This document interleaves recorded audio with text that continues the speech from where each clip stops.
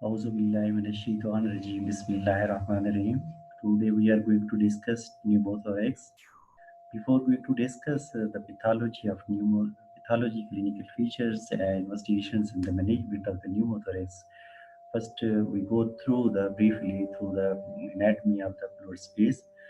Actually, we have a visceral pleura and the parietal pleura, and there is a space between these two layers, potential space.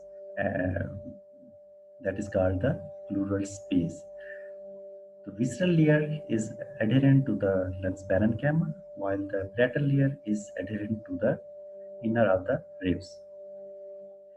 What is a pneumothorax then? The pneumothorax is actually the presence of gas in the or air in the pleural space. It is classified into non-traumatic, traumatic, and the tension pneumothorax. Non-traumatic or spontaneous pneumothorax is one that occurs without antecedent trauma to the thorax, and it is of two types. Primary spontaneous pneumothorax that occurs in the absence of the underlying lung disease, and the secondary pneumothorax that occur in the presence of the underlying lung disease. A traumatic pneumothorax results due to the penetrating and the non-penetrating chest injuries. Tension pneumothorax is a pneumothorax in which the pressure in the pleural space is positive throughout the respiratory cycle. We will discuss in the coming slides, inshallah, in detail. Um, Now, the spontaneous pneumothorax, as we have discussed, it is of two types. That is a primary spontaneous pneumothorax and the secondary spontaneous pneumothorax. Primary spontaneous pneumothorax, it occurs without the history of underlying lung disease, and it principally mainly affects the young adults, male, the ages between 15 to 30, and it has the following associated risk factors. Sorry, it's a risk factor, spelling mistake. The risk factors include smoking, tall stature, and apical pleural bulbs and small cystic species that lies within or immediately under the visceral pleura. While the secondary spontaneous pneumothorax, as we have discussed, that it occurs in the presence of the underlying lung diseases like COPD, asthma, cystic fibrosis, tuberculosis, pneumocystis, cysta, pneumocystis pneumonia, masturbation, that is catamenial pneumothorax, and a wide variety of interstitial lung diseases. It occurs mostly in older patients and is associated with high mortality rates. Again, it's a rates, not a case. Next is the tension pneumothorax. It is a communication between the airway and the pleura that act as a valve and allowing the air to enter into the pleural space during inspiration and not escape on the expiration. So the large amount of the air trapped within the pleural space and the interpleural pressure rises well above the atmospheric pressure, leading to the tension pneumothorax. The most common cause is the trauma, but however, it can be seen in the non-traumatic type of pneumothorax. Here is the classification of the types of the pneumothorax on the basis of the mechanism of the development of the pneumothorax. The mechanism of the tension pneumothorax you see over here. First, you see this blue is the actually collapsed lung. This is the main bronchus, and this is a whole pleural space that has been enlarged due to the presence of the air. And how this air comes in, actually, this visceral pleura has an opening over here that act as a valve that allows the air during the inspiration to come into the space, and it is not going back during the expiration. So there is more and more accumulation of air during the inspiration, and it increases the intrapleural pressure.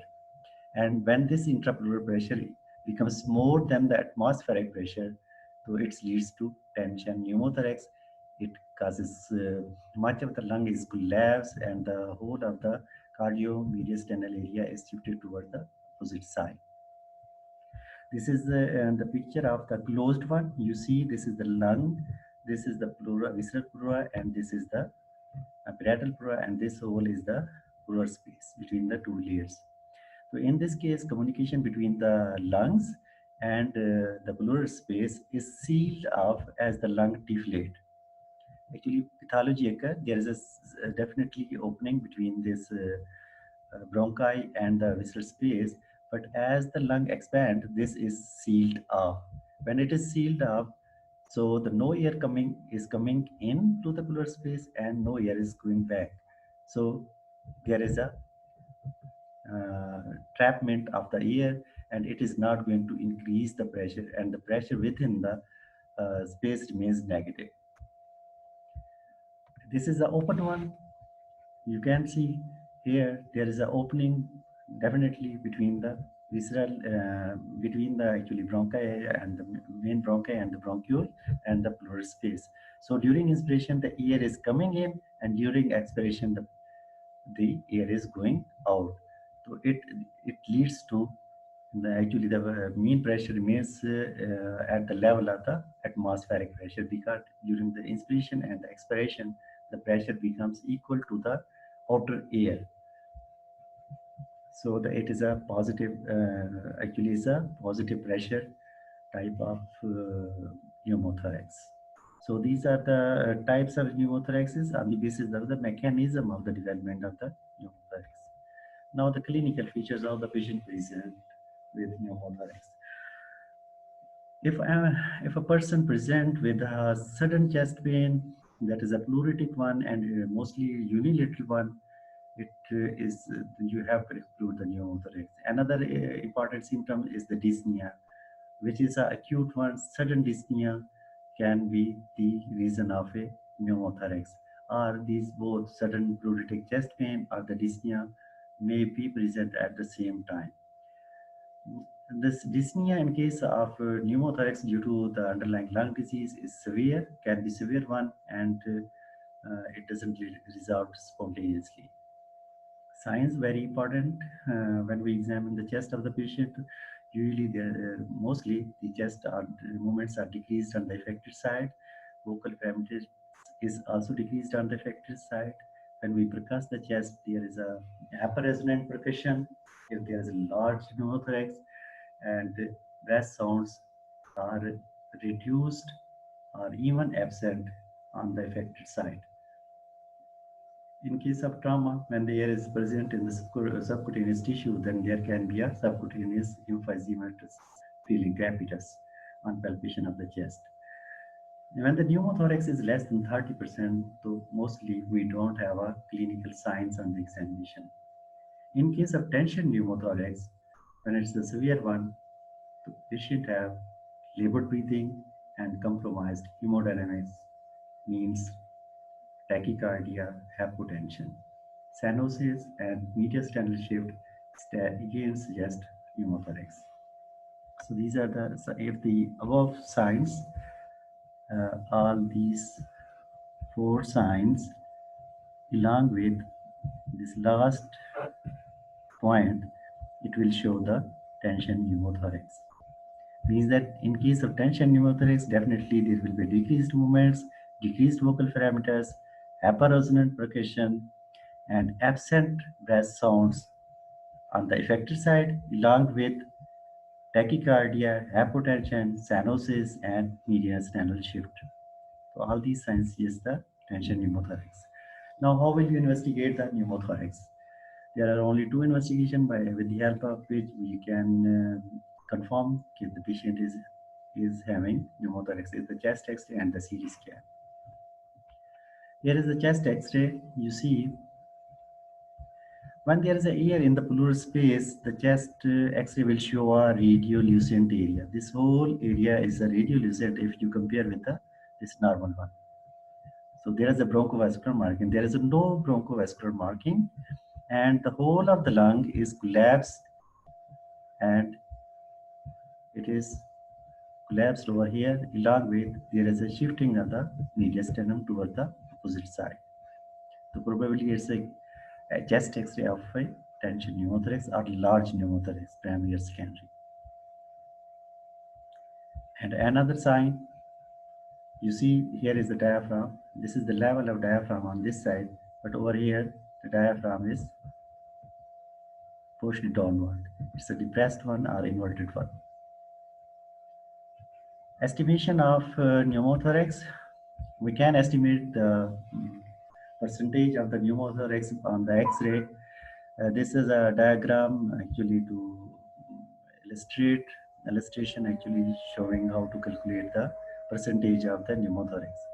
This dark this whole area, the dark blue, I would say, is the lung, and this line is showing the visceral pleura, and this line is showing the parietal pleura.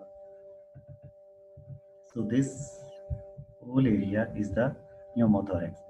So you have to measure the on the chest X-ray. You have to measure the area on the apical zone, in the middle zone, and in the lower zone. So you label it A, B, and C. Formula is A plus B plus C divided by 3. It will give the percentage of the pneumothorax. If we go back, suppose we have to measure from here to here, it will be A.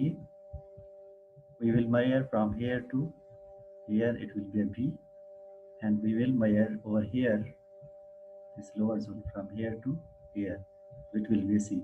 We will add these three measurements, and the result of this 1 divided by the 3, this will give the percentage of the pneumothorax on X-ray. This is the CT of the chest showing the pneumothorax. You see, this is the whole lung on this side. Why? Because this is a vascular marking showing the lung, and this is the opacity.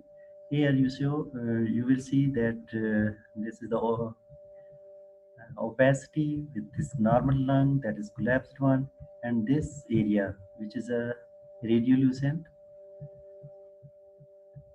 and having no bronchovascular marking. This area is the pneumothorax. Over here it's a small pneumothorax. So bilateral pneumothorax, on this side is a small one, and this on this side is a large one. Now the treatment of the pneumothorax. Small pneumothorax usually resolve spontaneously, need no treatment, just we keep the patient under observation. But the moderate and severe one, that should be treated properly. Approximately half of the patient with the initial primary pneumothorax have a chance to regress. The initial recommended treatment for primary pneumothoraxes, which are moderate one, is the simple aspiration, and you will go on monitoring the lung expansion. If the lung expand, it's good, and if there is a no lung expansion, then we will have to, or there is a recurrence of the pneumothorax, we will go for the thoracoscopy with the stapling of the flaps and the pleural aberrations. Thoracoscopy and thoracotomy with the pleural aberration is almost 100% successful in preventing the recurrence.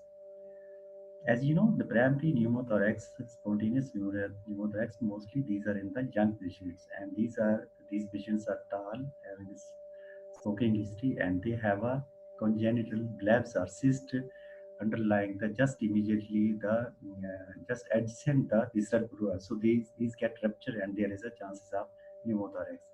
So you have to address these blebs, because if you don't address these blebs, the recurrence of the pneumothorax are there.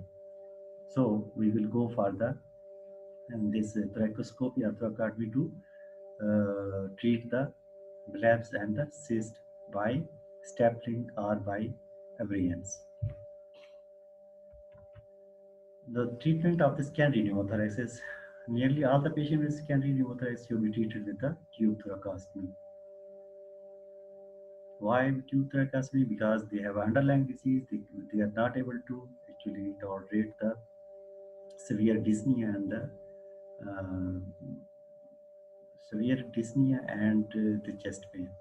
We have go for the tube thoracostomy, and most of the patients should be treated with thoracoscopy, thoracotomy with the stapling of the blebs and the pleural aberration if there is a chances of recurrence. If the patient is not a good operative candidate, or the patient refuses to the surgery, Then pleurodesis. What is a pleurodesis? Actually, we do the thoracoscopy. It's actually the surgeons do this thing, or the expert pulmonologist. They do the thoracoscopy, and then they actually abrade the, actually they install the talc powder or some chemical which leads to inflammation, and ultimately the two layers, the visceral and the parietal layers, they get actually, due to the inflammation, they get adherent with each other, and the pressure space between these two is obliterated. So there is no chance then of recurrence. So sclerosing agent most commonly is used is the doxycycline, but this talc powder also can be used. Treatment of the traumatic pneumothoraces, both whether these are penetrating or non-penetrating type, this includes the, again, tube thoracostomy, until and unless there is a small one. Very small one, they can be resolved spontaneously. But if the pneumothorax is present, because in the most cases of the trauma, the patient has a pneumothorax as well as bleeding in the pleural space. So pneumohemothorax is there. So we have to actually put the two tubes at a time, one in the apical region for the air, for the aspiration of the air, and one in the base of the lung to aspirate the fluid.